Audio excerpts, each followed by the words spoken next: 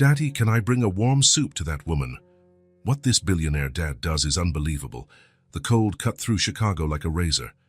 Nathan Carter closed the kitchen window and sighed, watching the heavy snowflakes fall outside. The forecast was for a storm all night, and he knew that meant even more people needing help on the streets. "Daddy, are you really going out in this horrible weather?" Nathan turned around.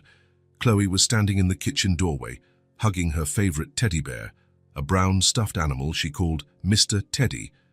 At 5 years old, she had blonde hair that shone like pure gold and blue eyes that seemed to hold all the secrets of the universe. "I have to, Princess.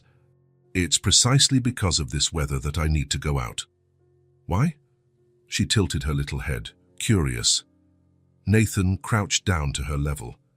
It was amazing how Chloe always asked the right questions, even without knowing it. "Because there are people out there who don't have a warm place like ours to protect themselves from the cold." "Imagine if it were us out there, freezing?" Chloe frowned, thoughtful. Nathan loved how she processed information. She wasn't just any child.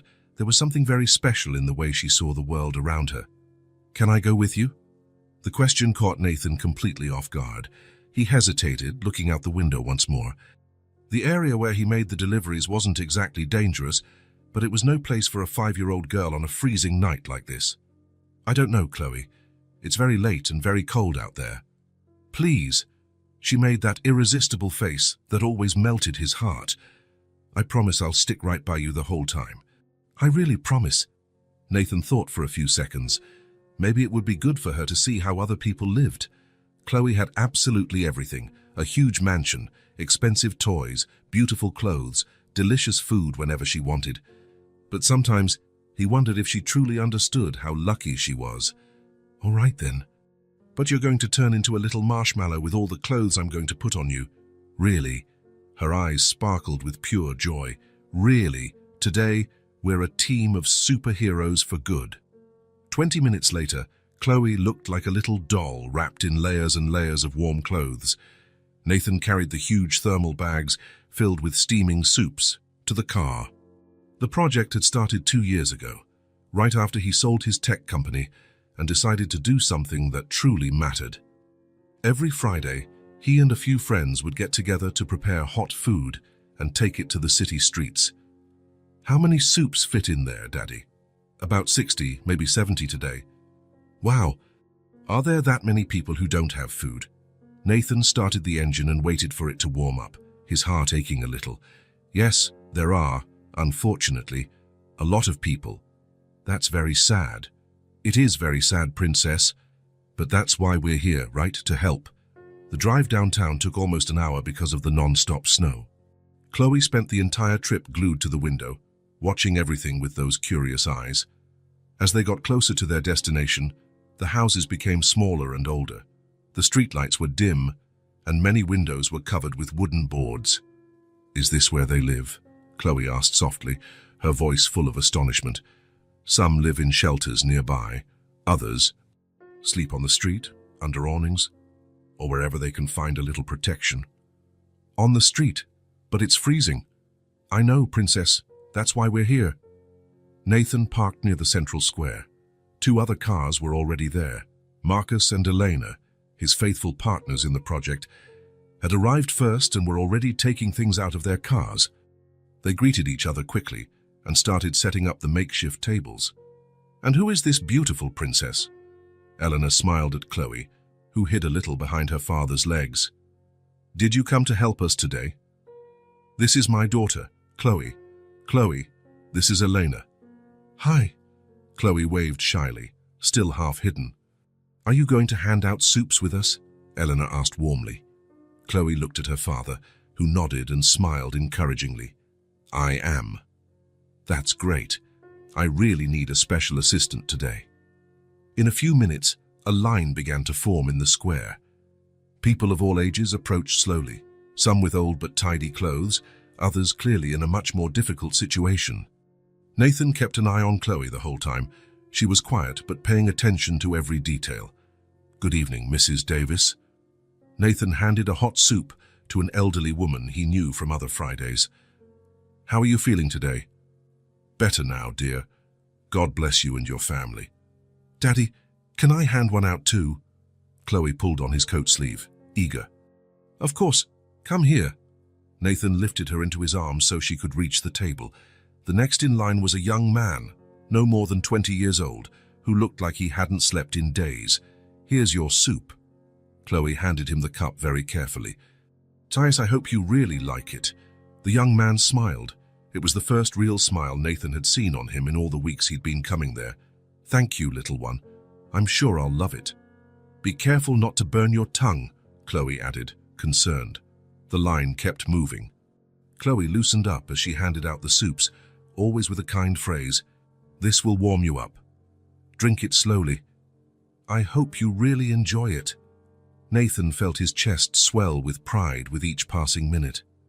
His little girl had a giant heart. An elderly woman limped towards them, clearly having trouble walking. Do you want me to help you sit down? Chloe asked, concerned. What a sweet girl, the woman smiled. Thank you, dear. Nathan helped the woman settle onto a nearby bench before handing her the soup. Chloe stayed by her side for a few minutes, talking about childish things, until others needed to be served. It was almost at the end of the distribution that Chloe stopped talking completely.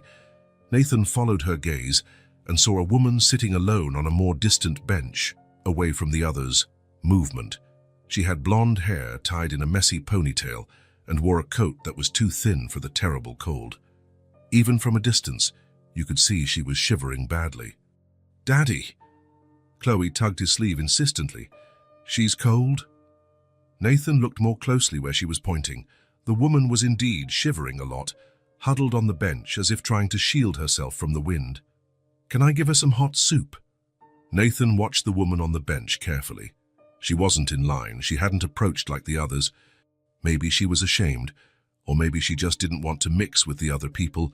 Of course you can, Princess. How about we go together? They approached slowly, without rushing. The woman looked up when she saw them coming, and Nathan felt a very strange tightness in his chest. There was something extremely familiar about her face, but he couldn't quite place what it was. So hi. Chloe held the cup with her two small hands, careful not to spill. I brought you some nice warm soup. The woman looked at Chloe, then at Nathan, and back to Chloe.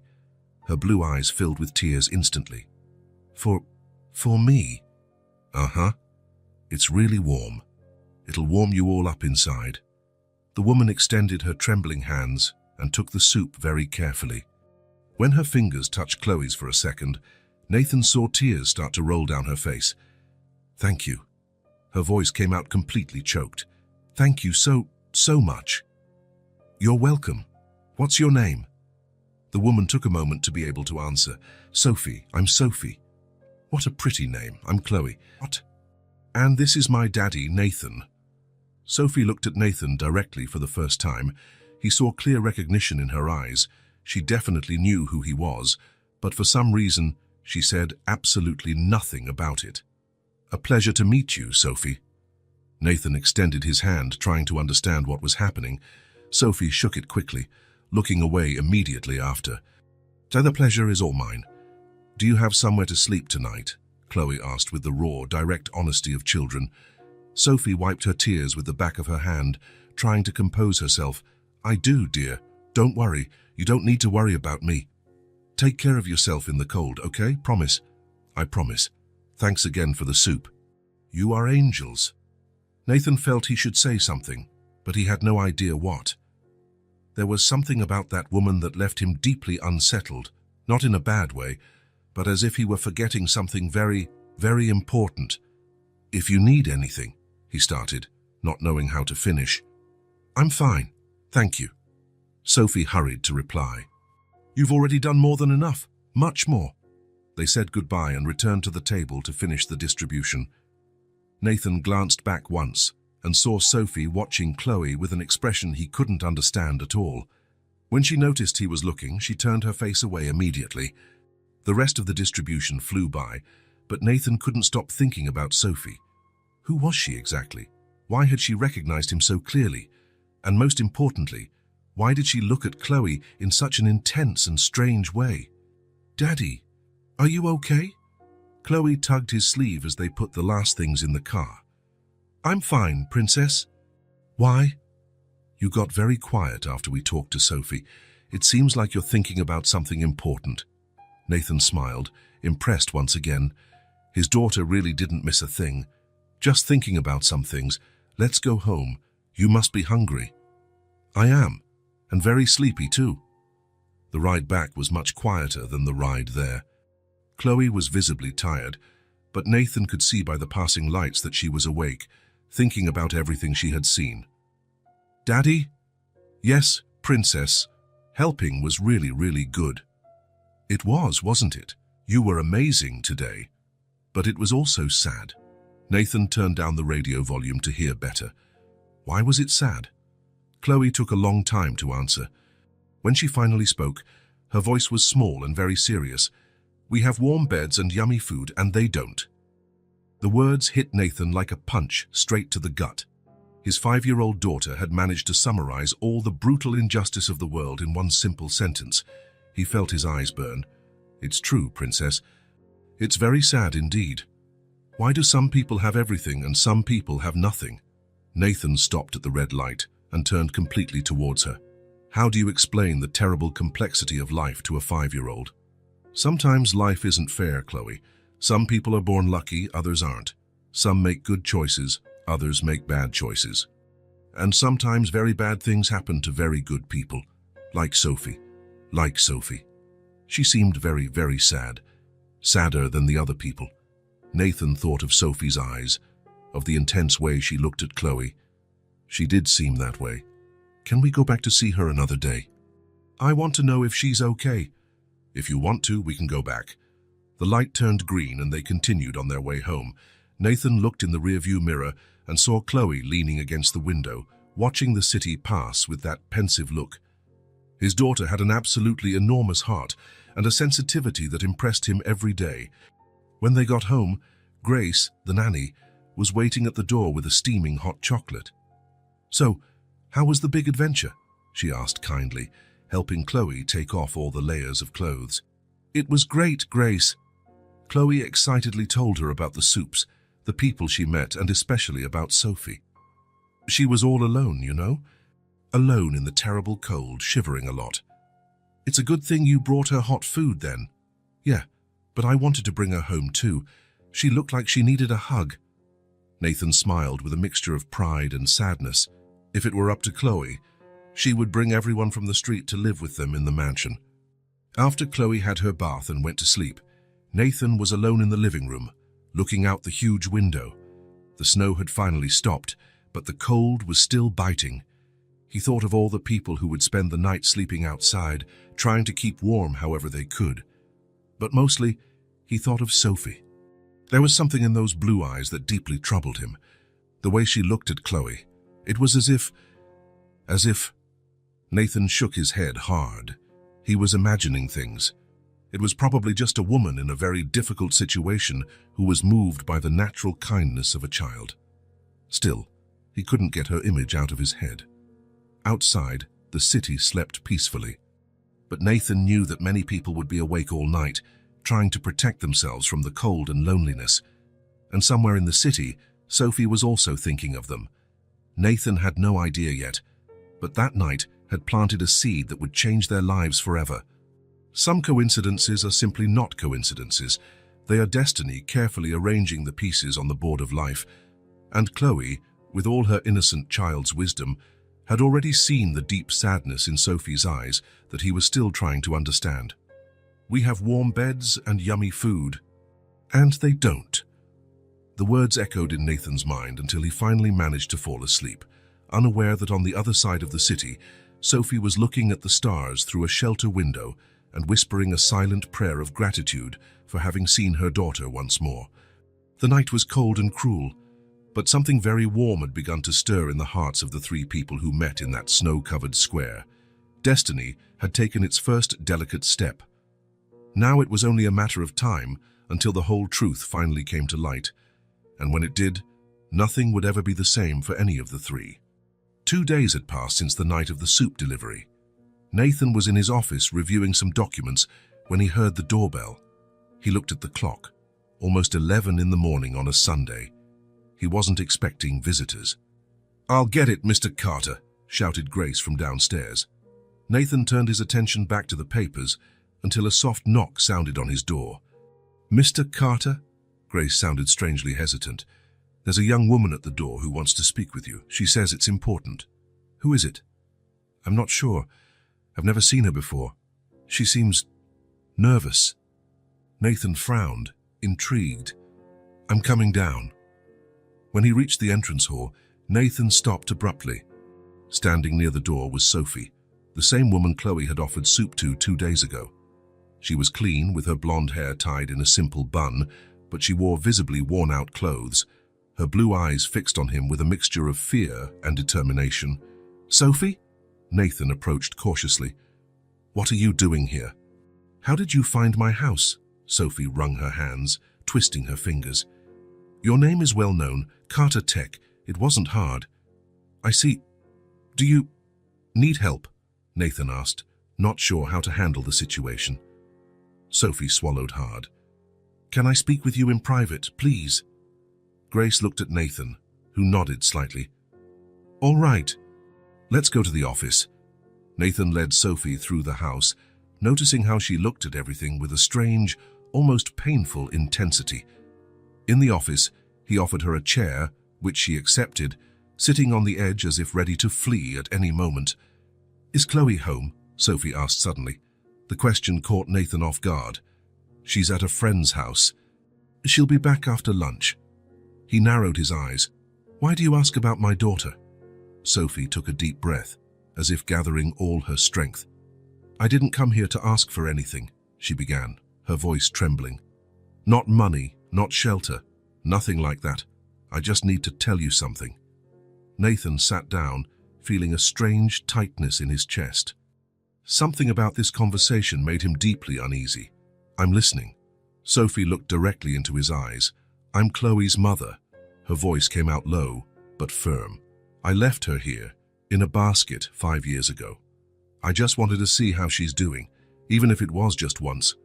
Time seemed to freeze. Nathan felt as if the floor had disappeared from under his feet.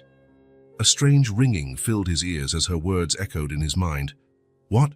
was all he could manage to say. "I know it sounds crazy," Sophie continued, the words now tumbling out quickly, as if she were afraid of losing her courage.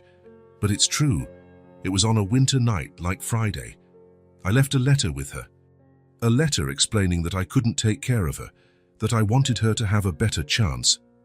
Nathan's mind instantly traveled back to that night, 5 years ago. He was working late when he heard a faint cry at the front door. He opened it and found a basket with a tiny baby wrapped in blankets. A newborn girl, with a golden fuzz on her head and blue eyes that looked at him with an intensity that captured him immediately. And yes, there was a letter. A handwritten letter that said only, "Please, give her what I can never offer. She deserves more than to be born into poverty." "How can I be sure you're telling the truth?" Nathan asked, his voice hoarse with restrained emotion. Sophie pulled something from her pocket, a small, worn photo protected by plastic. It was her visibly younger, holding a newborn baby. "This is the only picture I have of her. Taken at the hospital, a few hours after she was born." She turned the photo over. On the back, a handwritten date, exactly 5 years and 3 months ago. Nathan took the photo with trembling hands. There was no denying it. The baby was Chloe. Those same intense blue eyes, the delicate features he knew so well. He looked at Sophie more closely. The same blonde hair, the same face shape and the same gaze. How had he not noticed before? The resemblance was obvious now. "Why now?" he finally asked, handing the photo back. "Why after 5 years?" Sophie put the photo away carefully, as if it were a treasure. "I never intended to show up. I swear I was living in Seattle, trying to rebuild my life. I came back to Chicago 3 months ago when I lost my job." She took a deep breath. "When I saw you two in that square, it wasn't planned. It was as if fate played a cruel trick on me, or maybe a second chance to see her. I don't know."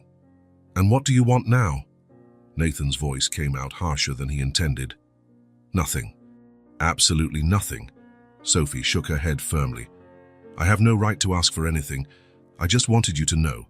and I wanted to thank you for taking such good care of her. She seems happy, healthy. That's all I ever wanted for her." Nathan stood up abruptly and walked to the window. Outside, the snow-covered garden looked incredibly peaceful, in total contrast to the storm in his heart. "Do you have any idea what you're doing?" he asked without turning around. "Showing up like this, out of nowhere, after 5 years. I know I have no right." "She's my daughter," Nathan interrupted, turning to face Sophie. "My daughter in every way that matters. I was the one who rocked her to sleep every night when she had colic. I was the one who taught her to walk, to talk, to read. I was the one who was by her side through every fever, every nightmare, every achievement." Silent tears began to stream down Sophie's face. "I know, and I'm eternally grateful for that. Then why come back? Why now?" "Because since I saw her in that square, I can't sleep right. I can't breathe right." Sophie wiped her tears with the back of her hand. "I just needed to tell you the truth. You deserved to know." Nathan felt a mixture of anger, fear, and confusion. Part of him wanted to throw this woman out of his house and never see her again. Another part understood the desperate gesture of a mother who gave up her own child for love. "You're not taking her away." It wasn't a question. It was a statement. "I would never do that." Sophie shook her head vehemently. "I'm in no position to care for her. I never was. And she already has a father who loves her more than anything." Nathan sat down again, feeling suddenly exhausted. Memories of the last 5 years flashed through his mind like a high-speed film. The faint cry on that winter night, the immediate decision to keep the baby, the desperate search for clues about the mother, a search he eventually abandoned, accepting that Chloe was his daughter now. "Do you know what happened after I found Chloe?" he asked after a long silence. Sophie shook her head. "I spent the entire night sitting beside the makeshift crib, just looking at her. I couldn't believe someone had abandoned such a perfect creature." Nathan smiled faintly at the memory. "The next day, I hired the best lawyers to start the adoption process. I used every resource I had to make it official as quickly as possible." He stared at Sophie. "I looked for you, not to give Chloe back, but to understand, to make sure she hadn't been stolen or something like that. I would never do that to my own baby. I know that now." Nathan took a deep breath. "When I didn't find any clues, I decided it was for the best. Chloe was my daughter now. She is my daughter. And she will continue to be," Sophie assured him. "I'm not here to change that." A heavy silence fell over the room. Nathan tried to process all the information, all the emotions overwhelming him. "Why my doorstep?" he finally asked. "Of all the houses in Chicago, why mine?" Sophie lowered her eyes. "I did some research. I knew who you were, a successful businessman, single, no children. I thought you could give her everything I never could, and it seems I was right." She looked around at the luxurious office. "She has a life I couldn't have imagined for her, even in my wildest dreams." The doorbell rang again, making them both jump. Nathan looked at the clock. Noon. Probably Chloe returning from her friend's house. "It's her," he said, feeling a sudden panic. "You need to leave now." Sophie stood up quickly. "Yes, of course. I don't want to cause any trouble."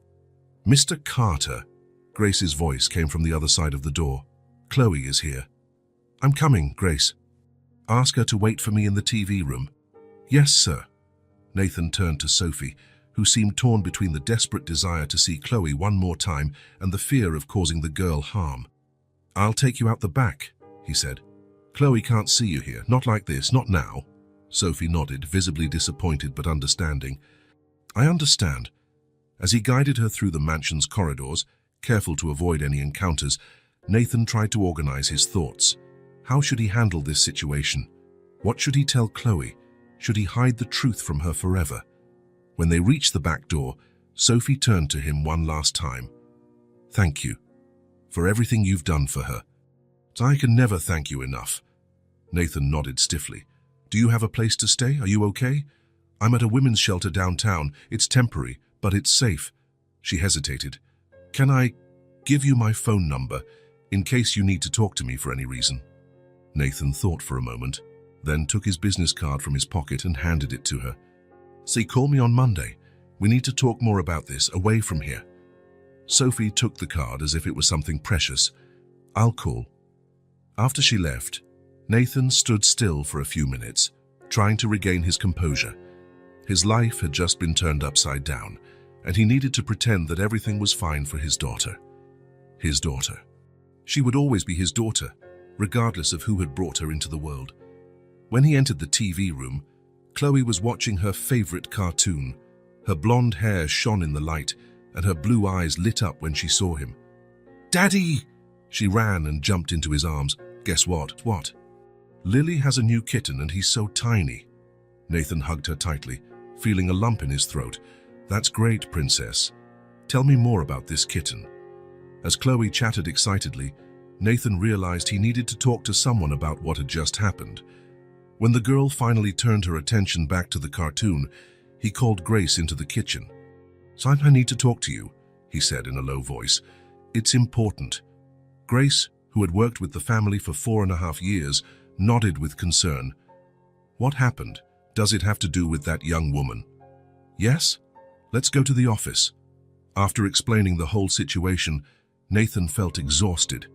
Grace listened attentively, without interrupting, her eyes expressing first surprise, then understanding. "What do I do now, Grace?" Nathan asked, running his hands through his hair in a gesture of frustration. "How do I tell Chloe this? Should I even tell her?" Grace sighed thoughtfully. "Mr. Carter, you've given this girl everything. Love, security, education. Everything." She paused. "But she has the right to know her story. Every child does." "I'm afraid of losing her," Nathan admitted, his voice almost a whisper. "What if she wants to be with her biological mother? What if she hates me for not telling her sooner? Chloe loves you more than anything in the world. That will never change." Grace gently placed a hand on his arm. "But hiding the truth from her is denying an important part of her identity. Sooner or later, she'll find out, and it would be better if she heard it from you, wouldn't it?" Nathan reflected on the nanny's words. Deep down, he knew she was right. Chloe had the right to know where she came from, even if it meant sharing her love with someone else. "I don't know if I have the strength for this, Grace." "You do. You're the strongest man I know, and you'll do what's best for Chloe, as you always have." That night, after putting Chloe to bed, Nathan spent a long time watching his sleeping daughter. How could he explain to a 5-year-old that the woman she met in the square, the one she herself wanted to help, was actually her biological mother? He thought about the phone call he would receive from Sophie on Monday. What would he say to her? How would they deal with this impossible situation? One thing he knew for sure: he would do anything to protect Chloe, to ensure she remained happy and safe, even if it meant making space in his life for the woman who, years ago, left a baby on his doorstep on a winter night. Fate had found a way to bring their paths together again, and now none of them could run from the truth any longer. 3 days after the revelation, Nathan still couldn't sleep properly.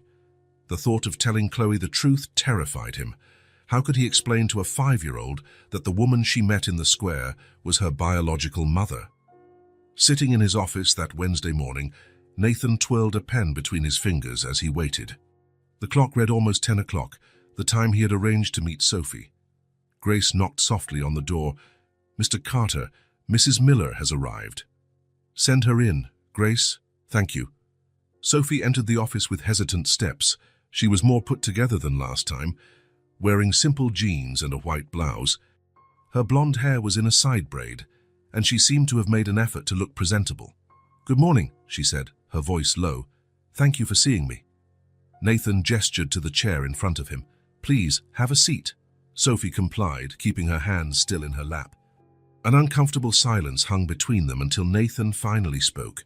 "I've thought a lot about our situation, about what to do from now on." Sophie nodded, saying nothing, waiting. "I'm not going to tell Chloe yet," he continued. "She's too young to understand something so complicated.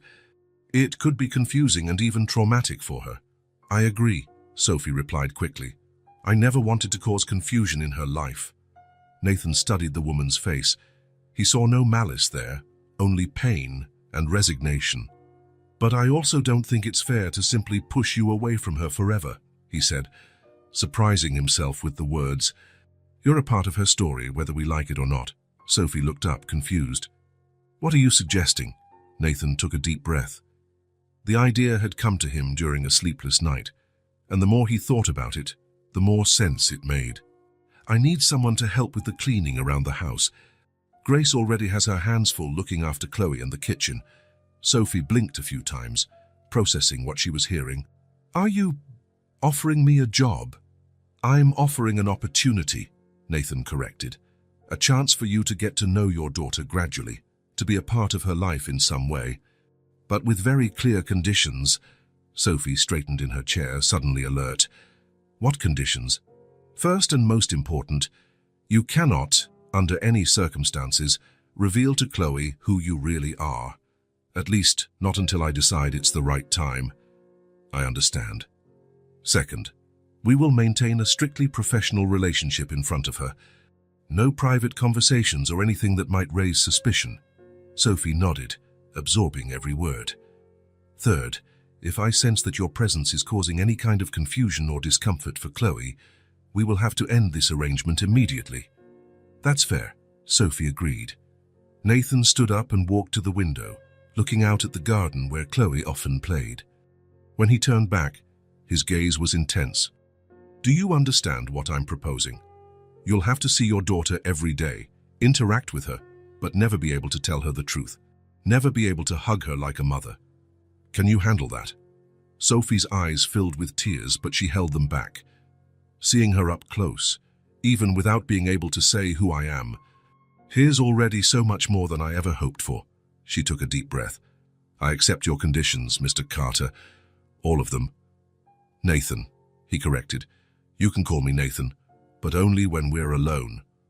Sophie nodded. When do I start? Tomorrow, 8 in the morning. Grace will explain your duties and show you the house. Sophie stood up, her hands slightly trembling.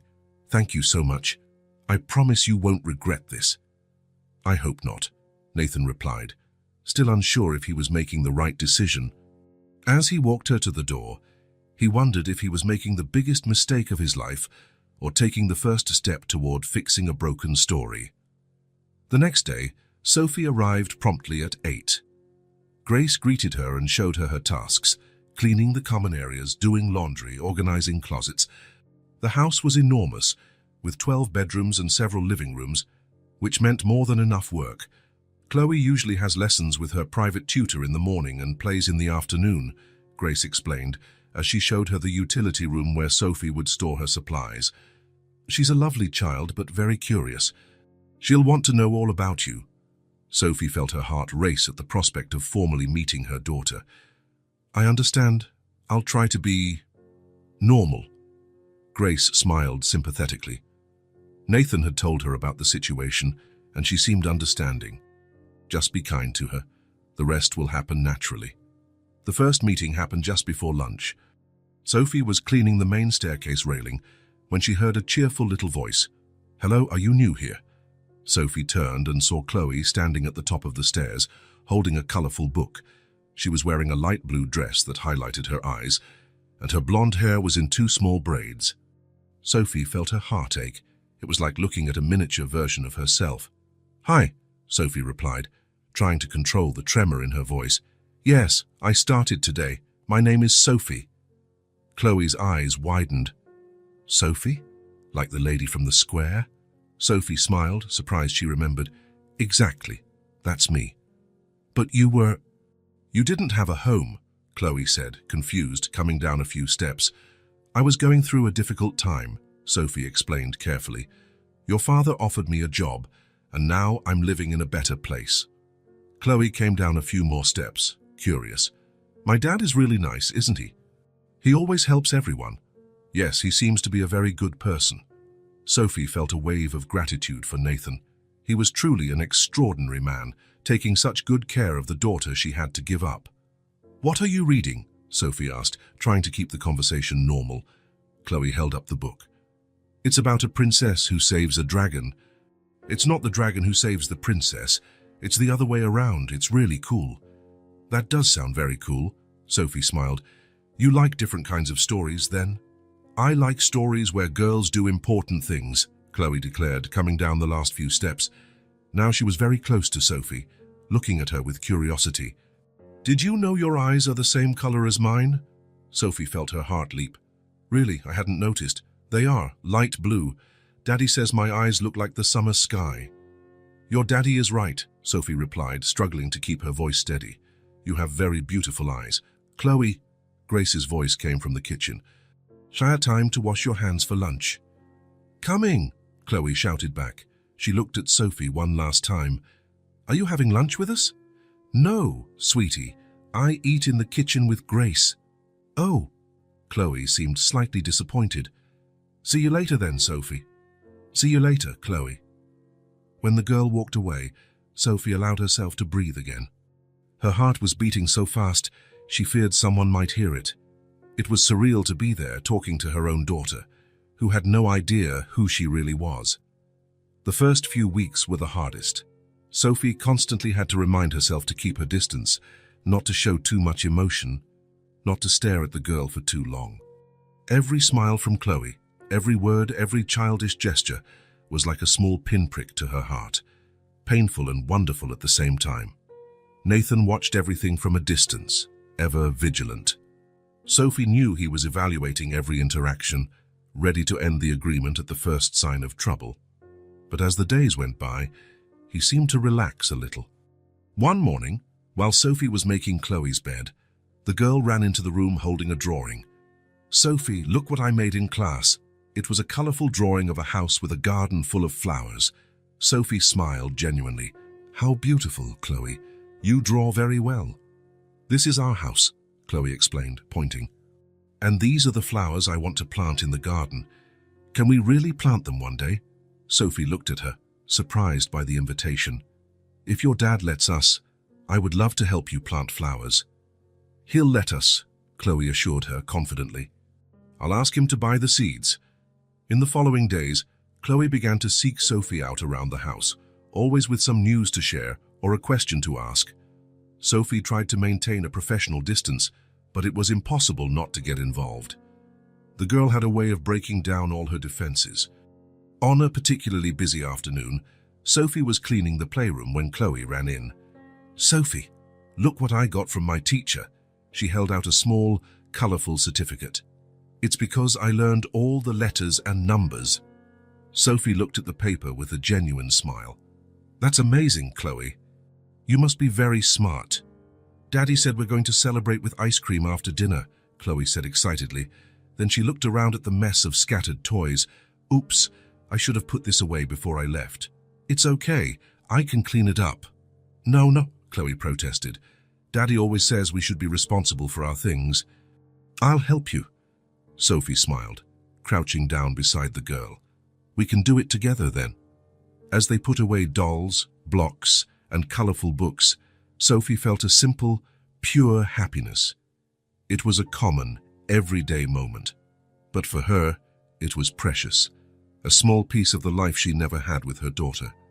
You're very organized, Sophie commented, watching how Chloe stacked the blocks by size. I like things in the right place, Chloe replied, with adult-like seriousness. It's easier to find them later. Sophie laughed softly. You're absolutely right. Chloe stopped what she was doing and looked at Sophie with curiosity. Do you have kids, Sophie? The question caught Sophie off guard. She felt as if all the air had been sucked from her lungs. No, she finally replied. I don't have any children. But you'd be a good mom, Chloe declared, with the unshakable certainty of children. You're patient and you explain things well. Sophie swallowed the lump that formed in her throat. Thank you, Chloe. That's very kind of you. That night, alone in her small apartment, which she had managed to rent thanks to the salary Nathan paid her, Sophie cried herself to sleep. Chloe's innocent words echoed in her mind. You'd be a good mom. If only she knew. As the weeks turned into months, Sophie became a constant presence in Chloe's life. The girl began to seek her out naturally, sharing stories from school, showing her drawings, asking for help with small tasks. One afternoon, Chloe found Sophie folding clothes in the laundry room. Sophie, Do you know how to do braids? Sophie smiled. I do. Why? I want to learn how to do them like yours, can I? Of course. Come here. Sophie got a small mirror and showed Chloe how to weave the strands of hair. The girl tried several times, her tongue stuck between her teeth in concentration. It's harder than it looks, Chloe complained after another failed attempt. It takes time to learn, Sophie assured her. It took me a while too. Can you do one on me? So I can see how it looks. Sophie hesitated for a second but nodded. Carefully, she combed Chloe's blonde hair and began to braid. Her fingers trembled slightly as she touched the silky strands, so similar to her own. There, she said after a few minutes. Look in the mirror. Chloe looked and smiled radiantly. It looks just like yours. Said, I'm going to show Daddy. And she ran off before Sophie could say anything. Nathan observed this growing closeness with conflicting feelings.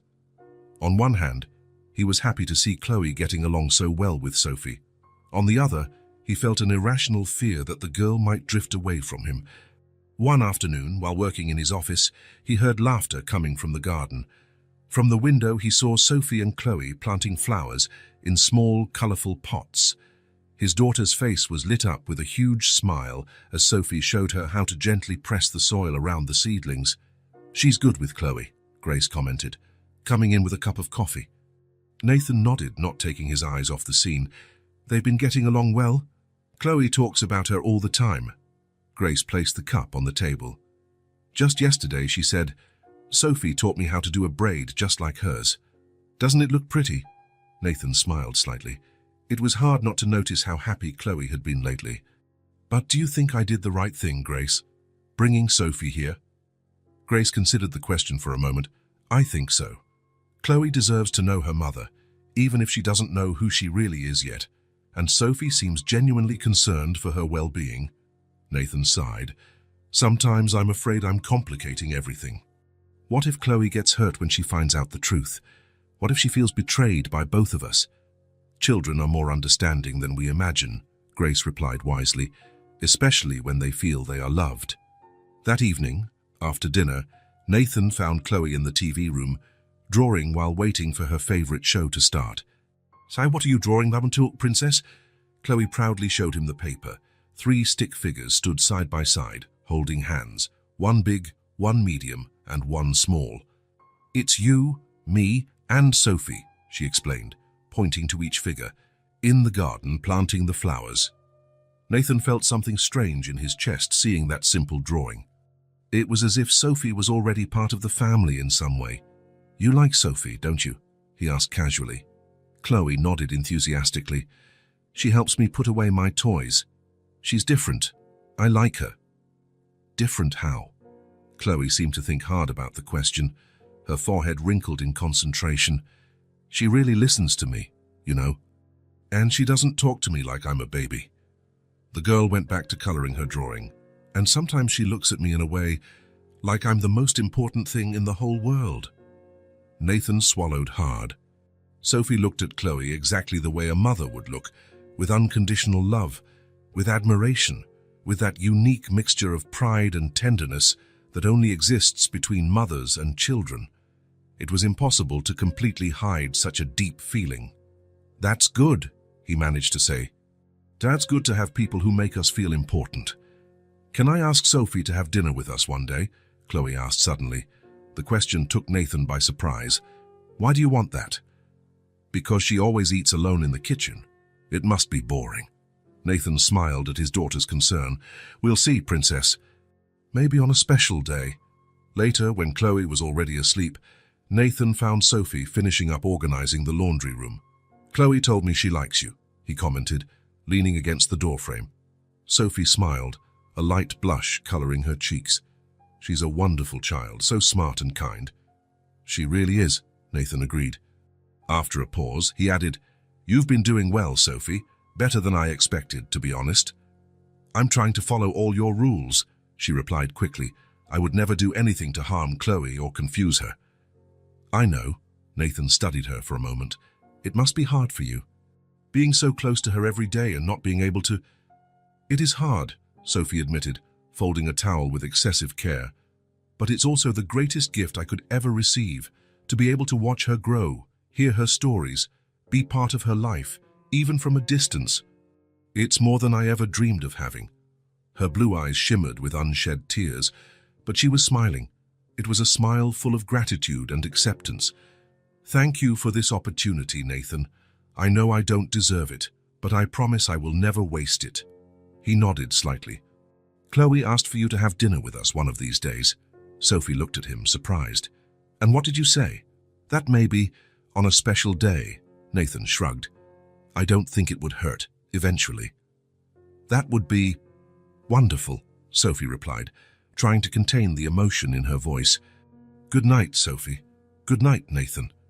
As he walked back to his room, Nathan realized that something was changing inside him. The initial fear and distrust were slowly giving way to a new feeling, a reluctant respect for the woman who had given up her own daughter to give her a better life. Sophie was not who he had imagined. She wasn't an opportunist or someone who abandoned her child out of pure selfishness. She was a woman who did what she believed was best for her daughter, even if it meant never seeing her again. And now, watching how Chloe naturally gravitated towards Sophie, Nathan began to wonder if fate hadn't been right after all. Maybe this really was a chance for everyone to build something new, a different kind of family, but a family nonetheless. Sophie, for her part, treasured every moment with Chloe like a precious gem, every smile, every word, every small accidental touch. Her heart warmed with the simple fact of being able to be near her daughter, even if she could never reveal the truth. For now it was enough.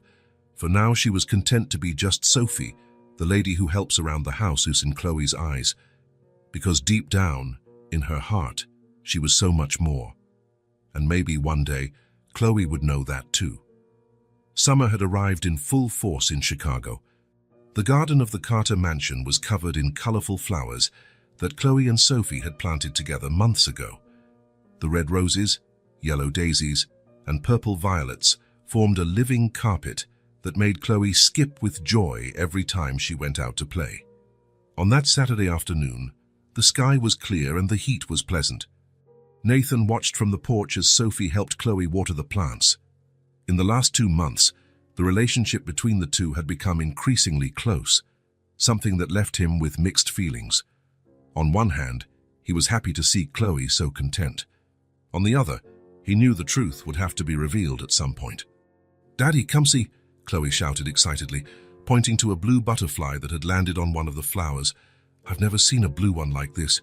Nathan smiled and approached. "It's a blue morpho. They're rare around here." "It's the most beautiful color in the world," Chloe declared, looking fascinated at the small insect. Sophie, who was crouched near a flower bed, smiled at the girl's enthusiasm. Chloe was always enchanted by the small wonders of nature. "Want to do something fun?" Sophie suggested, setting aside the watering can. "How about we play hide and seek here in the garden?" Chloe's eyes lit up. "Yes, Daddy, will you play too?" Nathan checked his watch. He had a video call in 30 minutes, but he couldn't resist that hopeful look. "Just for a little bit, Princess. I have a meeting later." "I'll count," Chloe announced, covering her eyes with her hands. 1, 2, 3. Nathan and Sophie exchanged a quick glance before running to hide. He chose a spot behind a large tree, while Sophie ducked behind some flowering bushes. 1920, ready or not, here I come. Chloe started searching, looking in every corner of the garden. She found Nathan first, who feigned surprise when she discovered him. "Found Daddy?" she shouted, laughing. "Now for Sophie." Nathan watched as Chloe searched for the hidden woman. The girl approached the bushes, looking intently. "Found you!" she shouted suddenly, pointing to the blonde hair peeking through the leaves. Sophie emerged from her hiding spot, feigning disappointment. "Oh no, you're too good at this game." Chloe jumped for joy. "Now it's your turn to count, Daddy." Nathan nodded and positioned himself near the house, covering his eyes. 1, 2, 3. Sophie and Chloe ran to hide. The girl pulled the woman's hand, leading her behind a marble statue. "Here, Sophie. He'll never find us." The two of them crouched down, trying to control their laughter. Chloe pressed against Sophie, who wrapped an arm around the girl's small shoulders. "Shh," Sophie whispered. "We need to be very quiet." They heard Nathan finish counting and start searching.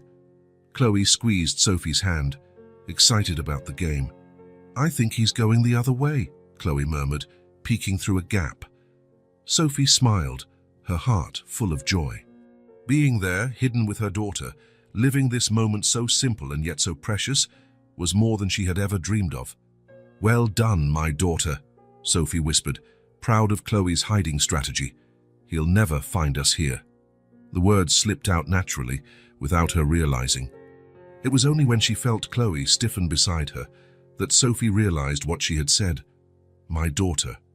Chloe's face turned to her, her blue eyes wide with confusion. "What did you say?" Sophie felt her blood run cold. I said he'll never find us here." "No, before that," Chloe frowned. "You called me my daughter." Panic grew in Sophie's chest. How could she have been so careless? She had kept the secret for months, following all of Nathan's rules, and now a simple slip-up could ruin everything. I just... Sophie stammered, not knowing what to say. "Found you," Nathan exclaimed, suddenly appearing from behind the statue. The relief on Sophie's face was evident. Chloe, however, continued to look at her with a strange expression, as if she were trying to understand something complicated. "You two are terrible at hiding your giggles," Nathan joked, not noticing the tension between them. "I could hear you from the other side of the garden." "Daddy," Chloe said, still looking at Sophie. "So now it's my turn to count." "Sorry, Princess, but it's time for my meeting," Nathan replied, checking his watch. "Can we continue later?" Chloe nodded, but her enthusiasm had faded. Sophie avoided looking directly at her, pretending to brush some leaves off her clothes. "I'm heading in then," Nathan said. "How behave you two?" As he walked back to the house, an uncomfortable silence settled between Sophie and Chloe. The girl fidgeted with the hem of her dress, still thoughtful. "Want to keep watering the flowers?" Sophie suggested, trying to resume normality. "Why did you call me my daughter?" Chloe asked directly, with the typical honesty of children. Sophie swallowed hard. "Sometimes people call children that, like a term of endearment, like how your dad calls you princess." Chloe didn't seem convinced. "But you've never called me that before." "I guess it was an accident." Sophie tried to smile. "It doesn't mean anything special, but for a 5-year-old, words sometimes carry a much greater weight than we imagine." Chloe continued to look at Sophie with curiosity, as if she were trying to solve a puzzle. "Shall we finish watering the flowers?" Sophie tried again, extending a hand to the girl. After a moment of hesitation, Chloe took her hand and returned to her garden activities. But something had changed. The seed of doubt had been planted, and Sophie knew she had made a mistake that could not be easily erased. For the rest of the afternoon, Chloe was quieter than usual. At dinner, she barely touched her food, listlessly pushing her fork around her plate. "Everything okay, Princess?" Nathan asked, noticing his daughter's unusual behavior. "I'm sleepy," Chloe replied, without looking up. Nathan exchanged a quick glance with Grace, who shrugged, also confused. "Want to go to bed early tonight?" Chloe nodded. "Can I bring Mr. Teddy to your room later? I want to talk to you about something." "Of course you can," Nathan smiled, though he felt a slight concern. "I'll finish up some emails and wait for you there." An hour later, Nathan was in his room reviewing some documents when he heard a soft knock on the door. Chloe entered holding her teddy bear, dressed in her star pajamas. "Hi, Princess." "Come here." She climbed onto the bed and sat beside him, hugging the bear to her chest. She seemed to be gathering the courage to say something important. "What is it?" Nathan asked gently. "You seem worried." Chloe fiddled with Mr. Teddy's ears for a few seconds before finally speaking. "Why did Sophie call me her daughter?" The question hit Nathan like a punch to the stomach. He felt the air leave his lungs as his brain processed what he had just heard. Sophie had broken the most important rule. "When did this happen?" he asked, trying to keep his voice calm. "Today, when we were playing hide-and-seek." Chloe looked directly at him. She said, "Well done, my daughter." It was weird. Nathan took a deep breath. This moment, which he had dreaded so much, and for which he never felt truly prepared, had arrived. He had to make a quick decision, make up an excuse, or tell the truth. Looking at his daughter's innocent and trusting face, He knew he couldn't lie, not about something so important. "Chloe," he began, choosing his words carefully. "Remember when we talked about different kinds of families, how some children have two dads, others have two mums, some live with their grandparents?" Chloe nodded. "Like Lucy from my school who has two mommies." "Exactly." Nathan took her small hands in his. "Well, you also have a special kind of family, a family that started in a different way." The girl frowned, confused. "What do you mean?" Nathan felt his heart race. There was no easy way to say this. "You were left on our doorstep when you were a very tiny baby." He spoke in a soft voice. "I raised you with all my love. But that woman, Sophie, is your biological mother." Chloe's eyes widened in shock. She looked at her father as if she couldn't comprehend what she was hearing. "My mother?" The words came out almost in a whisper. "Yes. She is the person who brought you into the world." Chloe let go of the teddy bear, which fell silently onto the mattress. Her blue eyes began to fill with tears. But why did she never tell me?" "Because we asked her not to. We thought you were too young to understand." The first tears began to stream down the girl's face. Nathan felt his heart break seeing the confusion and sadness in his daughter's eyes. "So, Sophie is my real mum?" Chloe asked, her voice choked with emotion. "She gave birth to you?" "Yes." Nathan stroked his daughter's hair. "But I am your real dad. Family isn't just about who has the same blood, princess. It's about who loves, who cares, who is always there." Chloe sniffled, trying to process all this new and complex information. Why did she leave me? The question came out as a painful sob that hit Nathan hard. He pulled Chloe closer, hugging her tightly. "Because she couldn't take care of you, and she wanted to give you a chance," he answered, his voice firm and sweet. "She loved you so much that she preferred to leave you with someone who could give you a better life." Chloe cried against her father's chest, her small shoulders shaking with sobs. Nathan held her in silence, letting her process her emotions. He knew that no words could completely alleviate the confusion and pain his daughter was feeling. "So," Chloe finally spoke, lifting her tear-streaked face. "Sophie came back to see me." "Yes. She saw you that night in the square, remember? When you brought her soup." A flash of recognition passed through Chloe's eyes. "Is that why she cried when I talked to her?" "Exactly." Nathan gently wiped the tears from his daughter's face. "She was very moved to see you after so long, and that's why she came to work here, to be close to me." "Yes, princess." Chloe was silent for a long moment, absorbing everything. When she spoke again, her voice was small and insecure. "You're still my dad, right?" Nathan's heart clenched at the question. "I will always be your dad, Chloe. Nothing in the world can change that. From the moment I found you, you were and always will be my daughter." Chloe snuggled into his arms, seeming a little calmer, though still confused. "I'm mad at you guys for not telling me," she murmured against his chest. "I know, princess, and you have every right to be. We just wanted to protect you." "Is Sophie going to leave now?" Nathan hesitated. He hadn't thought about that yet. Sophie's slip-up had precipitated everything, but he couldn't deny that Chloe had grown attached to her. "What do you want to happen?" he asked, deciding that his daughter's opinion was the most important thing now. Chloe took a while to answer, clearly torn by conflicting feelings. "I don't know," she said finally. "I'm confused." "It's okay to be confused," Nathan assured her. "We don't have to decide anything right now. We can talk more tomorrow, after you've rested a bit."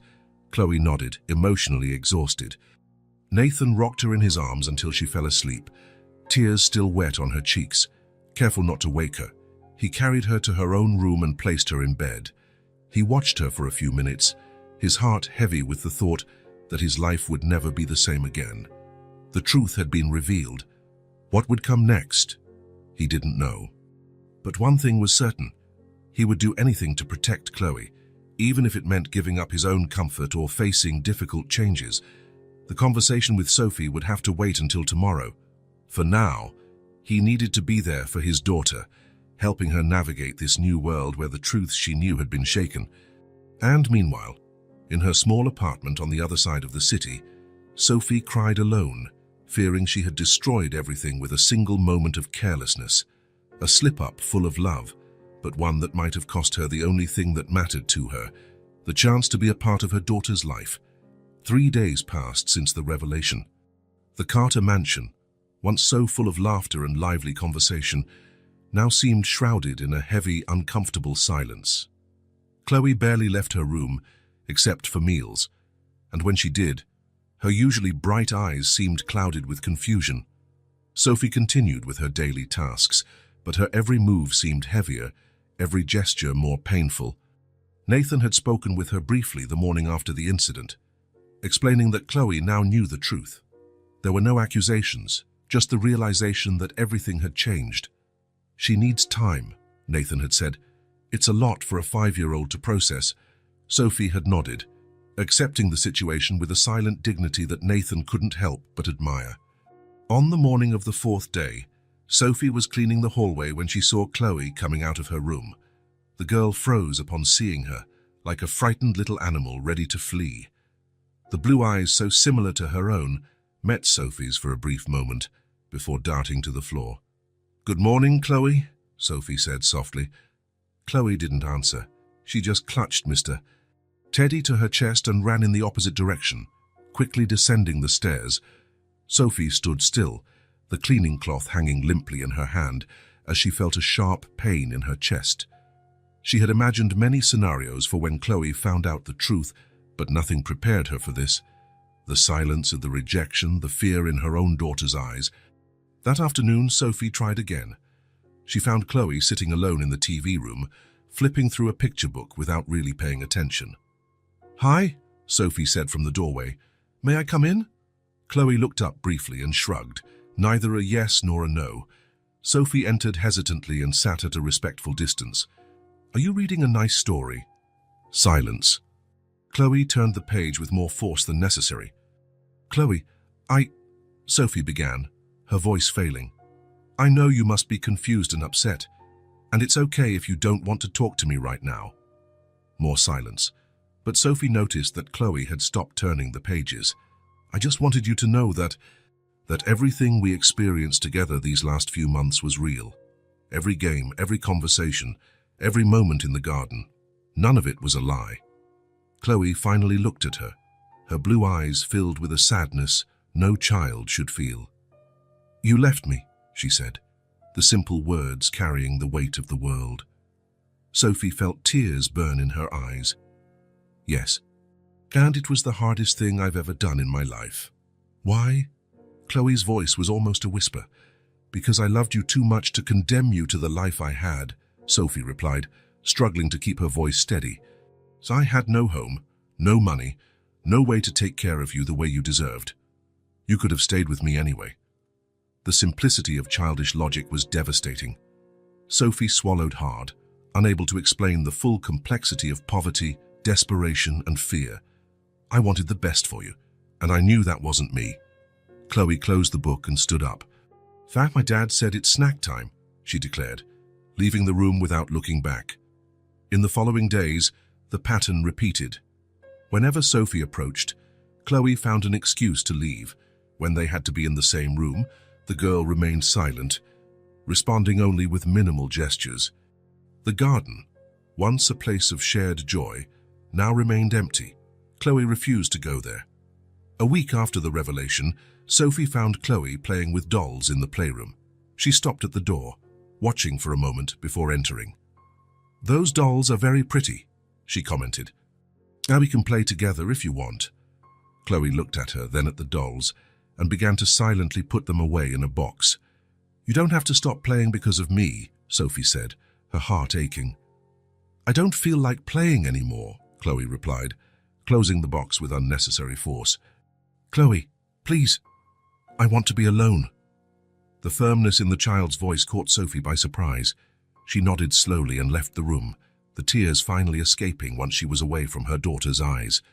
That night, alone in her small apartment, Sophie made a painful decision. Her presence was hurting Chloe, the one person she never wanted to hurt. Every attempt at connection seemed only to increase the girl's confusion and sadness. The best thing to do was to leave again. The next morning, Sophie arrived earlier than usual at the Carter mansion. She knew Nathan would be in his office checking emails, as he did every morning, and that Chloe would still be asleep. It was the perfect time. She walked silently to the office and knocked on the door. "Come in," Nathan's voice sounded from the other side. When she entered, he looked up from his computer screen, surprised by the early visit.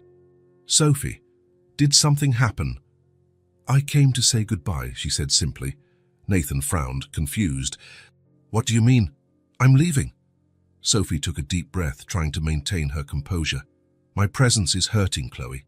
She needs time and space to process all of this, and she can't do that with me around. Sophie, it doesn't have to be this way. She's just confused. With time—" "No," Sophie interrupted gently. "I know when I'm causing more pain than good. I've been through this once before, when I left her on your doorstep. I know what it's like to make the hardest decision out of love." Nathan was silent, observing Sophie's determined face. There was a serene dignity in her suffering that moved him. "Where will you go?" "I have a friend in Milwaukee who can put me up for a while. I've got a job at a diner there." Sophie smiled faintly. "I'll be fine, don't worry. Chloe will miss you, even if she doesn't show it now. Maybe one day when she's ready, if she wants to see me again." Sophie left the sentence hanging. "You will always be welcome here," Nathan assured her. "This is still the home of Chloe's mother." Sophie nodded, moved by his words. She took an envelope from her pocket and handed it to Nathan. "Could you give this to her when you think it's appropriate? It doesn't have to be now." "Of course." Sophie hesitated for a moment, as if wanting to say something more, but just smiled sadly. "Thank you for everything, Nathan. For taking such good care of her, for giving me the chance to know her. I will never forget the time we spent together." She turned to leave, but stopped at the door. "There's another envelope in the kitchen. It's for you." Before Nathan could respond, she left quickly, her light footsteps fading down the hall. Grace found Nathan still in his office an hour later, with Sophie's opened envelope on the desk. "Mr. Carter, Sophie didn't show up today. Is she sick?" "She's gone, Grace." "What do you mean, gone?" Nathan handed the letter to Grace, who read it in silence. Sophie's handwriting was delicate and precise. "Nathan, thank you for letting me get to know my daughter. These past months have been the happiest of my life, even with all the limitations and rules. Being able to watch Chloe grow, listen to her stories, help her in the garden. These are gifts I will cherish forever. I understand that my presence is now causing confusion and pain. I don't want that for her. I never did. That's why I've decided to leave once more. It's the hardest decision, but I know it's the right one. Tell her that I love her more than anything in this world, that every minute away from her these past 5 years has been a small daily death, that not a day has gone by that I haven't thought of her and wished for her to be happy and safe. Take good care of her, as you always have. She is lucky to have you as her father. With gratitude, Sophie." Grace handed the letter back, her eyes misty. "That poor woman." Nathan folded the paper carefully and put it in his drawer. She did what she thought was best for Chloe, again. That afternoon, Chloe came into the kitchen looking for a snack and noticed Sophie's absence. "Where's Sophie?" she asked Grace, who was preparing dinner. She had to travel, sweetie." "Is she coming back?"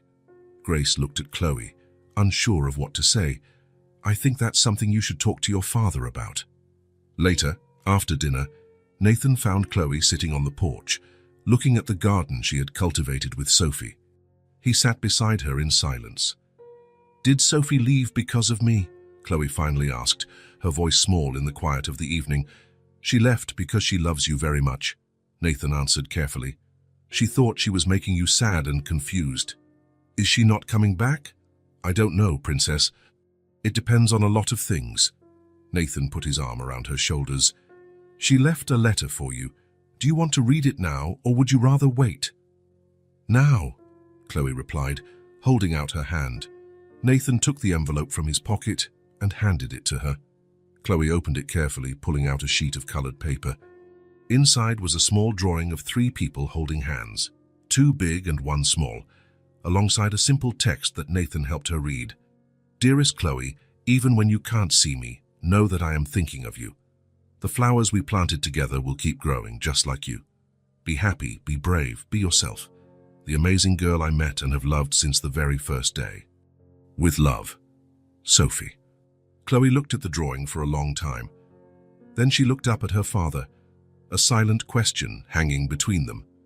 Did she love me? Chloe's voice was almost a whisper. Nathan pulled her closer, kissing the top of her head. More than anything, he replied in a firm voice, and that's why she left you. So you could have what she could never give you. Chloe nodded slowly, folding the letter carefully. It still makes me sad, she admitted. It's normal to be sad, princess. Sometimes the most important things in life are also the hardest to understand. They sat side by side, watching the stars begin to appear in the darkening sky. Nathan could feel that something had changed in his daughter. The initial anger was giving way to a quiet understanding, still incomplete, still confused, but real. Can we go see her one day? Chloe asked after a long silence. Nathan smiled faintly. If you want to, when you're ready, we can try to find her. Chloe nodded, looking back at the garden where so many memories had been built. The sadness was still there, visible in her eyes, but now mixed with something new, a glimmer of understanding, a seed of acceptance that, with time and care, could blossom into forgiveness.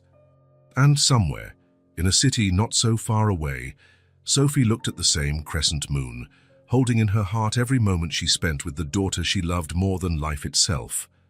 2 weeks passed since Sophie's departure. Chloe returned to her normal activities, school, playing, drawing, but there was a quietness about her that worried Nathan. Sometimes, he would find her looking at the garden with a pensive expression that seemed too adult for a 5-year-old. One afternoon, while putting away clothes in Chloe's closet, Nathan found the drawing Sophie had left in the letter. It was carefully tucked between the pages of a storybook. The image of the 3 figures holding hands, 2 large and 1 small, made him pause for a moment. Thoughtful. That night, after putting Chloe to bed, he made a decision. Maybe it was time to fix what was broken. Princess, Nathan said at breakfast the next day, what do you think about taking a trip today? Chloe looked up from her cereal. Where? Remember that square where we delivered soup in the winter? I thought we could go there. Chloe's eyes lit up with understanding. She was small, but smart enough to understand what that suggestion meant. Will Sophie be there? She asked directly. I don't know, Nathan answered honestly. But we can try to find out. Chloe was silent for a moment, stirring her cereal with her spoon. Okay, she said finally. I want to go. The drive downtown was quiet. Chloe looked out the window, hugging Mr. Teddy, whom she now rarely left at home. Nathan watched her in the rearview mirror, trying to decipher the thoughts passing behind those blue eyes so much like Sophie's. What will you say if we find her? He asked gently. Chloe shrugged. I don't know. Are you angry with her? No, Chloe replied after a moment's thought. I'm just sad. It's normal to be sad, princess. Nathan parked the car near the square. Sometimes the people we love the most are the ones who confuse us the most. They walked slowly through the square, looking around. It was a sunny autumn day, with golden leaves falling from the trees. Some people were strolling peacefully. Others sat on benches reading or talking. Do you think she still comes here? Chloe asked, holding her father's hand tightly. I hope so, Nathan replied. Let's take another look around. They continued walking, and as they were about to complete a lap of the square, Chloe stopped abruptly. Daddy, look! Nathan followed her gaze and saw Sophie sitting on a distant bench, almost the same one where they first found her. She was wearing a simple coat and had her hair in the same messy ponytail. She was reading a book, completely unaware of their presence. That's her, Nathan confirmed. Do you want to go talk to her? Chloe hesitated, suddenly unsure. Kaske, what if she doesn't want to talk to me? What if she's mad because I was mad? Nathan knelt to be at his daughter's eye level. Sophie would never be mad at you for feeling what you felt. She understands that you needed time. Are you sure? Absolutely. Chloe took a deep breath, as if mustering all her courage. Okay, let's go. They approached slowly. Sophie was so engrossed in her reading that she only noticed them when they were a few steps away. When she looked up and saw them, the book nearly fell from her hands. "Chloe." Her voice was just a whisper. "Nathan." "Hi, Sophie," Nathan said softly. Chloe stood still, clutching Mr. Teddy to her chest, looking at Sophie with a mix of emotions on her little face. "Can I sit?" she asked shyly. "Of course you can," Sophie replied, moving over a little to make room.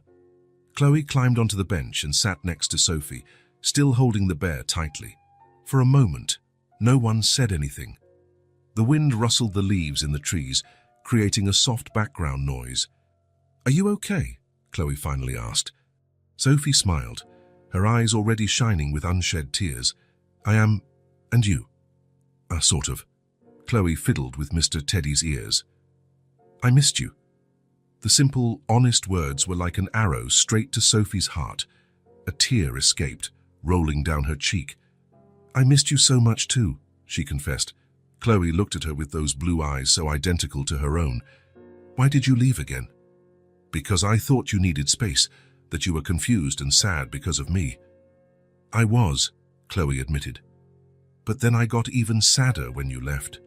Sophie swallowed hard, unable to hold back more tears. "I'm sorry.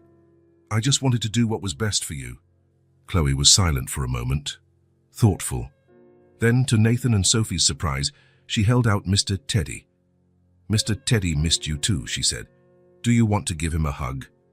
Sophie took the bear carefully, as if it were the most precious object in the world. "Hi, Mr. Teddy. I missed you too." Chloe watched the interaction intently, then looked at her father, who gave an encouraging nod. Gathering all her courage, she turned to Sophie again, her eyes now shining with tears. "I'm sorry." Her voice was almost a whisper. "Do you want to come back to our house?" Sophie looked at Chloe, then at Nathan, uncertain. "She's serious," Nathan confirmed. "We missed you, both of us." Sophie set the book aside and opened her arms hesitantly. Chloe didn't hesitate. She threw herself into them immediately, burying her face in Sophie's shoulder, who held her tightly, without fear, without pretense. It was no longer the employee hugging the boss's daughter. It was a mother hugging her child. "I want to come back so much," Sophie whispered, her eyes closed as she savored the moment. More than anything in the world. Nathan watched the scene with a lump in his throat. There was something profoundly right about that hug, as if two pieces of a puzzle had finally clicked into place after a long time apart. Sophie's return to the Carter mansion was different this time. She didn't come back as an employee, but as a guest, as part of the family. Nathan had prepared one of the guest rooms for her, a space of her own for the first time. "It's not the servants' room anymore," he explained as he opened the door. "We thought you deserved something better." The room was spacious and airy, with a large window overlooking the garden. There were fresh flowers in a vase on the dresser, yellow daisies, Chloe's favorite. "I helped pick the flowers," Chloe said proudly. "And make the bed too." Sophie looked around, moved by the care they had taken to welcome her. "It's perfect, thank you." That night, for the first time, Sophie had dinner at the table with Nathan and Chloe. Not in the kitchen, not hidden away, but as a real part of the family. The conversation flowed naturally, with Chloe excitedly talking about her day at school and the drawings she had made. "I made one for you," she told Sophie as she ate. "It's in my room." "I can't wait to see it," Sophie smiled. After dinner, Chloe asked Sophie to help her with her bath and getting ready for bed, a routine that was previously exclusive to Grace or Nathan. "Do you know how to tell stories?" Chloe asked as Sophie helped her put on her pajamas. "A few key," Sophie replied. "What kind of stories do you like?" "With princesses who save dragons," Sophie laughed. "I think I can make one of those up."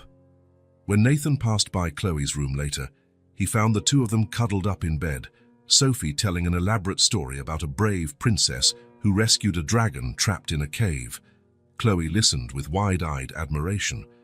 And then the princess said to the dragon, "Don't be afraid.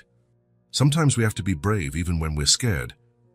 Nathan leaned against the doorframe, watching the scene with a smile. There was something profoundly right about that image. Mother and daughter sharing a moment that should have happened years ago, but was finally getting its chance. The following days brought a new routine to the house. Sophie helped Chloe with her homework, joined them for meals, and shared moments she had once only imagined. It wasn't a perfect transition. There were moments of uncertainty, adjustments, and minor confusions, but there was also a growing sense of completeness. One sunny afternoon, about 2 weeks after Sophie's return, the three of them were in the garden. Nathan had taken the day off from work to spend time with them. Chloe ran among the flower beds, chasing butterflies, while Sophie and Nathan talked on a bench. "Thank you," Sophie said suddenly. "For this second chance, I know you didn't have to do this." Nathan looked at her seriously. "I did it for Chloe, but also for you, and maybe a little for myself. For you. Seeing you two together," Nathan gestured toward Chloe, who was now focused on picking some flowers. "It's like a missing part of the story has finally been written." Sophie nodded, understanding perfectly. "Do you think it will work? This unconventional family we're trying to build?" "I don't know," Nathan answered honestly, "but I think it's worth a try." Just then, Chloe came running towards them, her face lit up with a radiant smile. "Daddy, look, Mommy Sophie taught me how to do the braid just like hers." The words came out naturally, without hesitation. Mommy Sophie. It was the first time Chloe had called her that, and the effect was immediate. Sophie froze, her eyes wide with surprise and emotion. Nathan smiled, proud. "It looks beautiful, Princess, just like your mum's." Chloe twirled, showing off the perfect braid that swung down her back. "Now we're twins." She ran back into the garden, chasing a yellow butterfly flitting among the flowers. Sophie stood, watching the scene with silent tears streaming down her face. Nathan came closer and gently touched her shoulder. "Are you okay?" Sophie nodded, unable to speak for a moment. When she finally found her voice, it was choked with emotion. "For the first time in my life, I feel like I belong somewhere," she whispered. "That I have a real home." Nathan smiled, understanding the weight of those words. For someone who had spent her whole life feeling out of place, rootless, the simple fact of belonging was the greatest gift possible. Chloe ran back, holding a small bouquet of wildflowers. "Look what I found. We can put them in your room, Mummy." "I'd love that," Sophie replied, crouching down to her daughter's level. "They're as beautiful as you are." Chloe smiled and, on an impulse, threw her arms around Sophie's neck. "I love you, Mommy." Sophie closed her eyes, savoring the words she never thought she'd hear. "I love you too, my daughter." More than anything in the world, Nathan watched the scene with a full heart. This wasn't the family he had imagined when he found a baby on his doorstep 5 years ago. It was something different, something unplanned, but just as precious. A family pieced back together by love, time, and the courage to face the truth. No fantasy. Just humanity, tenderness, and a new beginning. That night, as the stars began to dot the Chicago sky, the three of them walked into the mansion together. Chloe was in the middle, holding Nathan's and Sophie's hands, excitedly telling them her plans for the next day. And for the first time since leaving her daughter in a basket 5 years ago, Sophie felt she was exactly where she was supposed to be. Not as a guest, not as an employee, but as an essential part of something bigger than herself. As a mother, as a family, as someone who finally had found her way back home. If this story touched your heart, subscribe to the channel and turn on notifications so you don't miss the next ones. Leave a like because it helps this story get recommended to more people. See you in the next story.